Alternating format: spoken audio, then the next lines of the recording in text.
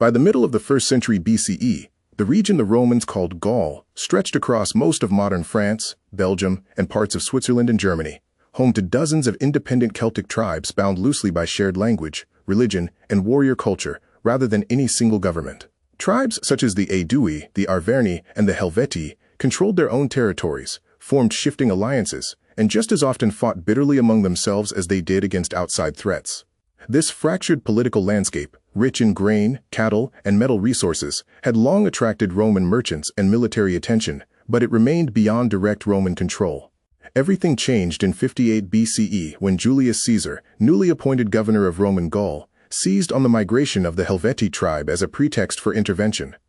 Fearing that a mass movement of roughly 250,000 Helvetii through Roman allied territory threatened stability along the frontier, Caesar mobilized his legions and crushed the migrating tribe in battle, forcing the surviving Helvetii back to their original homeland in what is now Switzerland. What began as a defensive maneuver quickly revealed itself as the opening move in a far more ambitious campaign, one that Caesar himself would later describe in his own written commentaries as necessary for Roman security, but which was, in truth, a calculated and deliberate war of conquest against a wealthy, resource-rich territory. Caesar's early victories drew him deeper into Gallic affairs with each passing season. Tribal leaders friendly to Rome repeatedly requested his help against rival tribes and against Germanic invaders crossing the Rhine, giving Caesar convenient justification to expand his campaigns further and further with every year that passed.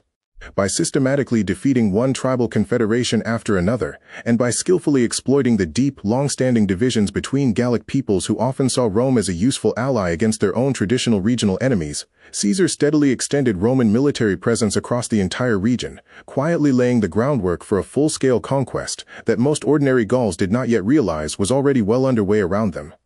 Over the following years, Caesar pushed Roman legions into territories no Roman army had previously entered, campaigning against fierce tribes in Belgica, to the north, and launching daring expeditions across the Rhine into Germanic lands, and even across the sea into Britain, though these latter ventures yielded far more prestige back in Rome than any lasting territorial conquest. Each campaigning season brought fresh battles, sieges, and brutal reprisals against tribes that resisted or rebelled after their initial submission. And Caesar's own account of the wars, written partly for a Roman audience back home eager for news of victory, portrayed these campaigns as triumphant successes, even as the true human cost mounted steadily across the devastated countryside.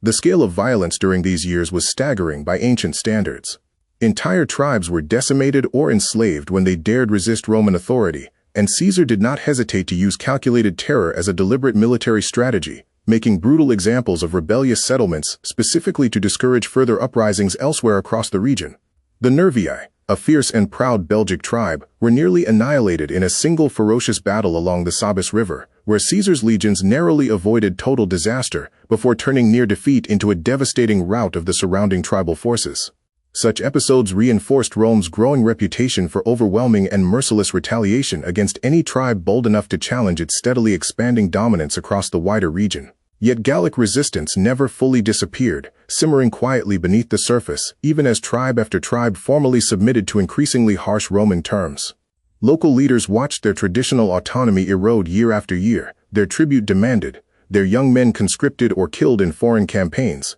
and their sacred groves and ancestral settlements violated by foreign soldiers. This mounting resentment across dozens of once rival tribes, previously too divided by old feuds to unite against a common enemy, would eventually coalesce around a single charismatic leader capable of doing what no earlier Gallic chieftain had ever managed before, uniting the fractured Celtic peoples into one determined coalition against Rome. In 52 BCE, a young nobleman of the Arverni tribe named Vercingetorix accomplished what generations of bitter tribal rivalry had always prevented, rallying an unprecedented coalition of Gallic tribes into a single unified rebellion against Roman occupation. Recognizing that his warriors could rarely match disciplined Roman legions in open conventional battle, Vercingetorix adopted a scorched-earth strategy, deliberately destroying crops, granaries, and settlements that might otherwise supply Caesar's advancing army, forcing the Romans to fight under constant supply pressure across hostile, unfamiliar terrain throughout the harsh campaigning season ahead. The rebellion achieved early, genuinely stunning success. At the fortified hilltop town of Gergovia, Vercingetorix inflicted a rare and humiliating defeat on Caesar himself. forcing the celebrated Roman general to withdraw his legions after suffering heavy casualties in a failed assault against the town's formidable natural defenses. For a brief, electrifying moment, it appeared the newly united Gallic tribes might genuinely drive Rome from their homeland entirely, and word of Caesar's unexpected setback spread rapidly across the region, encouraging still more wavering tribes to abandon their cautious neutrality and join the rebellion against their common occupier. The decisive confrontation came at the hill fortress of Alesia, where Vercingetorix withdrew his forces to make a determined final stand against the approaching Roman army. Caesar responded with one of the most remarkable feats of military engineering in all of ancient history, ordering his legions to construct an extraordinary double ring of fortifications around the entire town, one facing inward to contain Vercingetorix's trapped forces, and a second facing outward to repel the massive Gallic relief army rushing desperately to break the siege. Despite ferocious attacks launched from both directions simultaneously over several exhausting days, Roman discipline and superior engineering held firm, and after the relief force was finally routed and scattered, a starving Vercingetorix surrendered himself personally to spare his remaining followers from further pointless slaughter. Vercingetorix's surrender at Alesia effectively ended organized Gallic resistance, though scattered uprisings continued to flare sporadically across the following year before being systematically hunted down and crushed by Caesar's forces. The defeated leader was imprisoned for several long years afterward, and eventually paraded through the streets of Rome in Caesar's grand triumphal procession, before being executed, a brutal and calculated conclusion intended to symbolize the total and permanent subjugation of the once independent Celtic peoples beneath Roman authority and law. The human toll of the 8-year Gallic War was immense by any measure, with ancient estimates suggesting well over 1 million Gauls killed, and a similar number enslaved and sold across the wider Mediterranean world, though modern historians continue to debate the precise reliability of these staggering ancient figures.